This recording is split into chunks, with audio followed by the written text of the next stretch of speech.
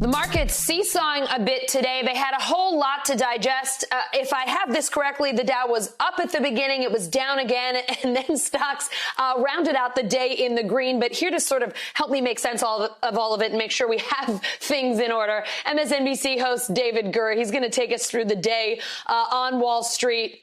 David, we started this day with the big headline, those weekly jobless claims, another 5.25 million people out of work. How did that impact things today?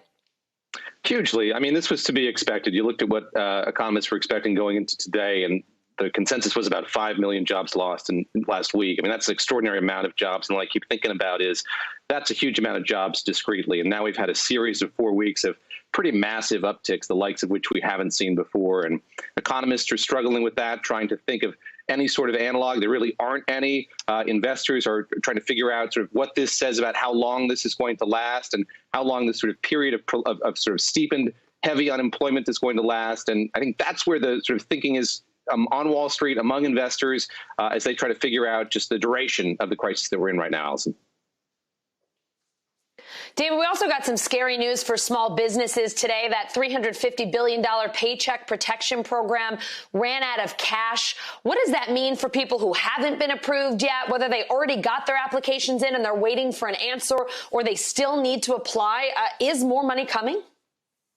A lot more uncertainty, I think, is what it means. And if I were a small business owner, if I were an employee who had lost my job, I'd be pretty frustrated with what's been happening in Washington, D.C. Obviously, that program so successful, a piece of policy designed to keep intact the connection between employers and employees who have been laid off. And so many small businesses, as you said, have taken advantage of all of this. But you see the squabbling in Washington, the disagreement about what the next package of fiscal help is going to entail. And I think people who are wondering, how soon can they get this? Time is of the essence. They're going to be frustrated with what's happening here in Washington. And there really is, going into the weekend, no clear sense out of Washington of how quickly that's going to happen. It seems like that kind of partisan divide is going to persist here for a few days longer, at least, Alice.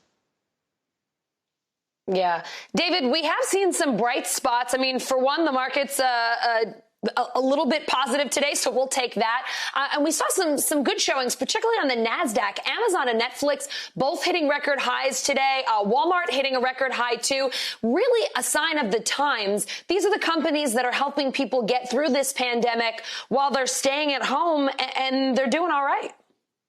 You got that right. And I think that's going to be the story of earnings season, which kicked off in earnest this week. And we saw that with the banks early on, sort of what parts of those banks were doing well. And that's catering to consumers who are worried about their situation right now. We're looking at these last few weeks as an indication of what's happened. But you mentioned those retailers. These are huge, big box retailers with a large online presence as well. In many cases, Amazon, obviously separate from that, doing a bulk of its business online. We were talking about Johnson & Johnson a little earlier this week. That company doing reasonably well, in part because of what consumers have been buying going into this public health crisis. They were buying a lot of over-the-counter pharmaceuticals, things that could get them by in this particular crisis.